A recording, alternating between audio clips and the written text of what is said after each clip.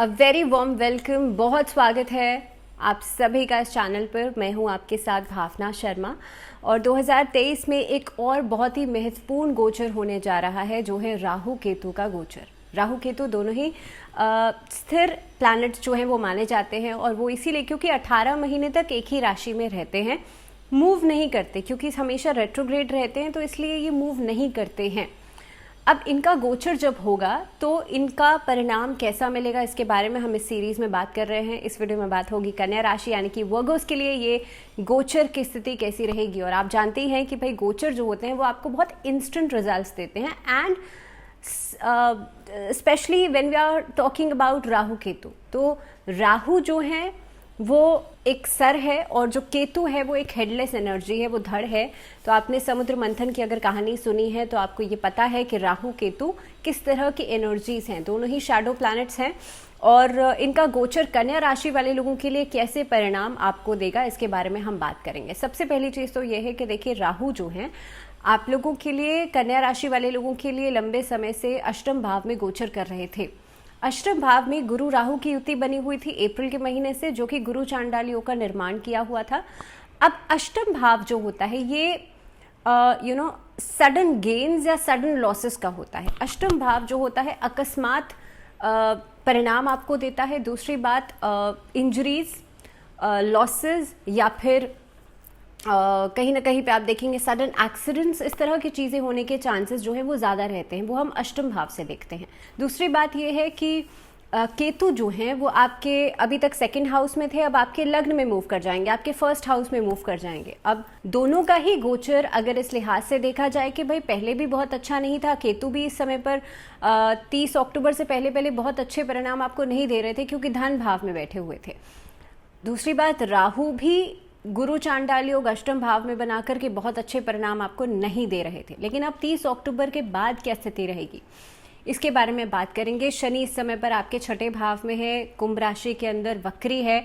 और अगर मैं बात करूं यहाँ पर गुरु राहु की युति की, तो देखिए अभी तक गुरु राहु की दृष्टि जो है वो आपके धन भाव पर भी पड़ रही थी। धन भाव पर ऑलरेडी वहां पर केतु विराजमान थे, तो पैसे में कमी होना, बहुत मेहनत करने के बावजूद भी पैसा ना आना, कहीं पर पैसा फंस जाना, इस तरह की स्थितियां जो है वो आप झेल रहे थे। या फिर कहीं ना कहीं पे बार बार चोट आदि लगना, एक्सीडेंट्स होना, इंजरीज होना, सर्जरीज होने के बाद पोस्ट सर्जरीज रिकवरी ना होना, कोर्ट कचहरी के मामलों में फंसना, कहीं पर आप किसी को पैसा उधार दे रहे हैं वहां से वापस ना मिलना, डेब्ट्स का बढ़ जाना, रिलेशनशिप प्रॉब्लम्स, क्योंकि सप्तम भाव भी कहीं ना कहीं पे इफेक्ट हो रहा था। शनि थे, यहाँ पर गुरु राहु थे, बीच में सप्तम भाव था, तो कहीं ना कहीं पे उसके लिहाज से भी बहुत अच्छे परिणाम नहीं मिल पा रहे थे।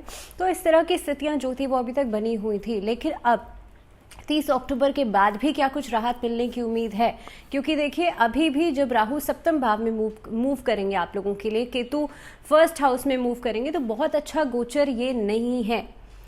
इसीलिए जो 7th हाउस होता है वो पार्टनरशिप्स का होता है, वो मैरिज का होता है। राहु जब 7th हाउस में आते हैं तो बहुत सारी डिस्टर्बेंसेस लेकर के आते हैं पार्टनरशिप्स के लिए। अगर आप किसी के साथ जॉइंट में कोई काम कर रहे हैं, पार्टनरशिप में कोई काम कर रहे हैं, उसके लिहाज से ये गोचर अच्छा नहीं रहेगा।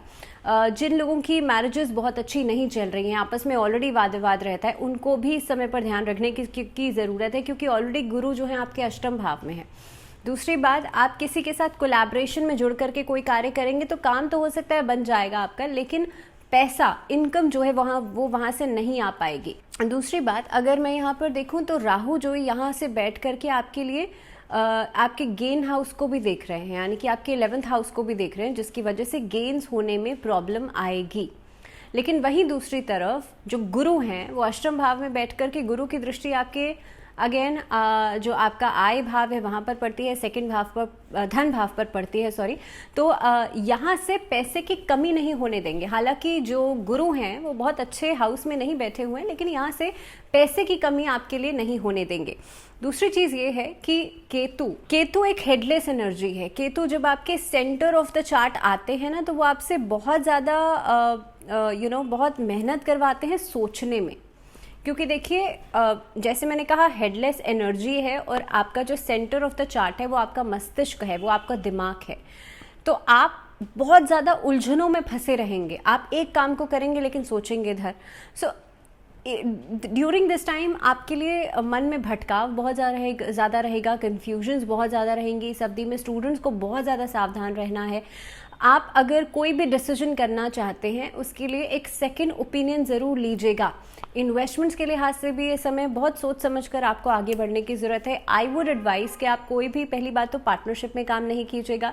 दूसरी चीज़, पार्टनरशिप में अगर आप काम कर ही रहे हैं, ऑलरेडी आपको करना ही पड़ रहा है, तो डॉक्यूमेंटेशन प्रोसेस में कोई कागजात वाली चीज़ों में जहाँ पर आपके सिग्नेचर्स आपको करने पड़ रहे हैं, बहुत ज़्यादा सावधानी से डॉक्यूमेंट्स पढ़िएगा, उसके बाद सिग्नेचर कीजिएगा। दूसरों पर आंख मूंद करके भरोसा तो बिल्कुल भी नहीं कीजिएगा, खासतौर पे पैसों के मामले में पैसा फंसने के चांसेस ज़्यादा बनते हैं। तीसरी बात यह है कि देखिए, अब ऐसा नहीं है कि सब कुछ नेगेटिव ही नेगेटिव होगा। ये कुछ चीज़ें हैं जो मैं आपको एक अलर्टनेस के तरीके से बता रही हूँ कि भाई ऐसा हो सकता है, आपको ध्यान रखना है। एक और छोटी सी चीज़ कि जहाँ पर आपके लिए शादीशुदा जीवन की बात है, वहाँ पर आप इंस्टेंटली डिसीजन नहीं लीजिएगा। मान लीजिए आपका कोई वाद विवाद चल रहा है और उसमें आपको ऐसा लगता है कि भाई मुझे तो अब बस I have to break this relationship, तो आपको इंस्टेंट डिसीजंस नहीं लेने हैं। गुस्से में आकर के लिया गया कोई भी फैसला तो नॉर्मली भी वैसे अच्छा नहीं होता, लेकिन अभी at this point of time आपके लिए गोचर की स्थिति के लिहाज से ये समय बहुत अच्छा नहीं रहेगा इंस्टेंट डिसीजंस लेने के लिए। और ख़ास तौर पे जब राहु सप्तम भाव में है, तो आप बहुत सोचिए समझिए, अपने आने वाली परिस्थितियों को समझिए कि आप उसके लिए कितने ज़्यादा तैयार हैं, उसके बाद ही आप कोई फैसला लीजिएगा। दूसरी बात यह है कि ऐसा नहीं है कि सब कुछ नेगेटिव ही नेगेटिव होगा। देखिए, केतु जो है ना वो या राहु भी और काफ़ी सारे बेहतर परिणाम भी आपको देते हैं, लेकिन जब गुरु राहु की युति यहाँ पर टूटेगी तो गुरु चांडाल योग हट जाएगा, जो कि अष्टम भाव में बना हुआ था, जिसकी वजह से जो नेगेटिव इम्पैक्ट पड़ रहा था ये भी काफ़ी हद तक खत्म होगा। और धीरे धीरे करके जहाँ पर जो चीज़ें खराब हो गई थी, मान लीजिए पर्सनल लाइफ बहुत ज़्यादा डिस्टर्ब थी, पारिवारिक जीवन बहुत ज़्यादा डिस्टर्ब था, ये सभी चीज़ें बेहतर होना शुरू होंगी, क्योंकि गुरु अभी तक पूरी तरह से इंडिपेंडेंट रिजल्ट्स आपको नहीं दे रहे थे। तो अब जाकर के आपको गुरु राहु की युति टूटने के बाद इंडिपेंडेंट रिजल्ट्स गुरु के मिलना शुरू होंगे। तो आपको सिर्फ करना इतना ही है। देखिए, गुरु ऐसा नहीं है अष्टम भाव में अच्छे रिजल्ट्स नहीं देता, हालांकि स्लो रिजल्ट ज़रूर देता है, या कहीं ना कहीं पे अगर आपका कुंडली में गुरु बहुत अच्छा नहीं है तो आपको उसको बलवान करना पड़ेगा, आपको मजबूत करना पड़ेगा। आपको कोशिश करनी है कि थर्सडे के दिन आप भगवान विष्णु के समक्ष एक गाय के घी का दीपक ज़रूर जलाएं, नारायण कवच या विष्णु सहस्त्र नाम का पाठ ज़रूर करें, भगवान विष्णु की आराधना ज़रूर करें। ये आपको नियमित रूप से करना है। दूसरी बात, हो सके तो आप पुखराज धारण कर सकते हैं अगर आपकी कुंडली में गुरु अच्छा नहीं है तो। दूसरी बात, आपकी कुंडली में जो आपका डिग्री है गुरु का, वो देख समझ के उसके बाद ही आप रत्न धारण कीजिएगा। मैं कभी सजेस्ट नहीं करती बिना आप अपनी कुंडली का एनालिसिस करवाए आप कोई भी रत्न धारण कीजिए। मैं सिर्फ गोचर की स्थिति के अनुसार आपको बता रही हूँ, तो बिना सोचे समझे, बिना किसी को दिखाए आप बिल्कुल भी ये नहीं कीजिएगा। दूसरी बात, हाँ, जो उपाय मैं आपको बता रही हूँ ये आप बिल्कुल कर सकते हैं, क्योंकि जो जेनरिक उपाय होते हैं वो कभी भी आपको कोई बुरा परिणाम नहीं देते हैं। सो जो भी आपको उपाय आपकी राशि के अनुसार बताए जाते हैं, आपकी कुंडली के अनुसार बताए जाते हैं, वो आप बिल्कुल कर सकते हैं बिना कुछ एक सेकंड थॉट दिए हुए। दूसरी बात ये है कि सबसे इम्पॉर्टेंट बात इस समय पर ये रहेगी कि केतु आपके जब सेंटर ऑफ द चार्ट आएंगे तो बहुत सारे डाउट्स लेकर के आएंगे, बहुत सारी ऐसी डिस्टर्बेंस लेकर के आएंगे जिसमें कि आप डिगिंग बहुत ज़्यादा करेंगे, एक ही बात के ऊपर ही just keep on thinking and thinking. तो इस स्थिति के लिए आपको, आपका अगर बॉडी अलाउ करती है तो आप एकादशी के दिन एकादशी के व्रत करना शुरू कर दीजिए। ये आपको हर एकादशी पर करना है। अगर आप फास्टिंग के लिए कंफर्टेबल नहीं है तो सिर्फ एकादशी के दिन भगवान विष्णु का पूजन कीजिए और आप चंद्रमा को पूर्णिमा के दिन अर्घ दे दीजिए और साथ ही में ओम चंद्रमसे नमः इस मंत्र का जाप कर लीजिएगा। दूसरी बात, आप भगवान शिव की उपासना करना शुरू कीजिए। सोमवार के दिन शिव चालीसा का पाठ करना शुरू कीजिए और शिवलिंग पर सिर्फ और सिर्फ आपको जल चढ़ाना है और नमः शिवाय का जाप करना है। ये सिर्फ आपको उपाय करने हैं। आप देखेंगे केतु से जुड़ी हुई परेशानी या राहु से जुड़ी हुई परेशानी आपको दिक्कत नहीं करेगी। और अगर मैरिज इश्यूज बहुत ज़्यादा आते हैं तो आप भगवान शिव और माँ पार्वती का नियमित रूप से सोमवार के दिन शिवलिंग और माँ पार्वती का गठबंधन कीजिएगा पीले रंग के पुष्पों की माला से। उससे आपका जुपिटर मजबूत होगा और कहीं ना कहीं पे आपका जो आपसी रिश्ता है उसमें भी आप मजबूती देखेंगे। अगर किसी की कुंडली में बृहस्पति कमज़ोर है तो आप अपने घर के टेरेस पर या अपने घर में ही येलो कलर के फ्लावर्स लगा सकते हैं या फिर गेंदे के पुष्प लगा सकते हैं। दोनों जो दंपति हैं वो साथ में लगाएंगे इन पौधों को और साथ में ही सींचेंगे तो बहुत ही बढ़िया रहेगा। दूसरी चीज़, अपने माइंड में क्लैरिटी के लिए, अगर आपका कुंडली में सूर्य बहुत अच्छा नहीं है तो आप सूर्य को अर्घ देना शुरू कर सकते हैं। उससे भी आपके अंदर कॉन्फिडेंस बढ़ेगा, विल पावर बढ़ेगी और कहीं ना कहीं पे देखेंगे आपका फोकस जो है वो बढ़ेगा।